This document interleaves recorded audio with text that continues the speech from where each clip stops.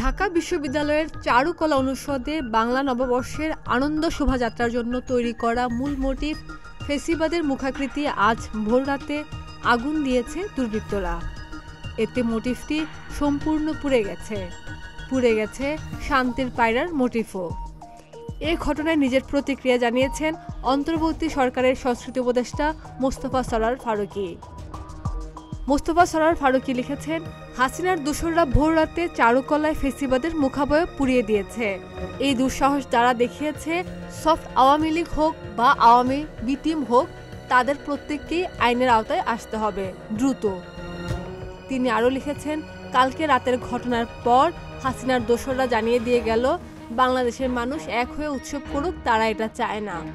আমরা এখন আরও বেশি ডিটারমাইন্ড এবং আরও বেশি সংখ্যায় অংশ নেব। তিনি লিখেছেন, গত কিছুদিন জুলাই আন্দোলনের পক্ষের অনেকেই বলেছেন, এবারের শোভাযাত্রা সবচেয়ে অন্তর্ভুক্তিমূলক ও ভিন্ন রকমের হচ্ছে। এখানে ফেসিবাদের ওই বিকট মুখ না রাখাই ভালো। আমরাও সব রকম মত নিয়েই ভাবছিলাম, বিশ্ববিদ্যালয় কর্তৃপক্ষের মত জানার চেষ্টা করছিলাম, কিন্তু কালকের ঘটনার পর এই দানবের উপস্থিতি আরও অবসম্ভাবী হয়ে উঠল। সবশেষে ফারুকী লিখেছেন, জুলাই চলমান। খাদিজা নিপা, প্রতিদিনের বাংলাদেশ।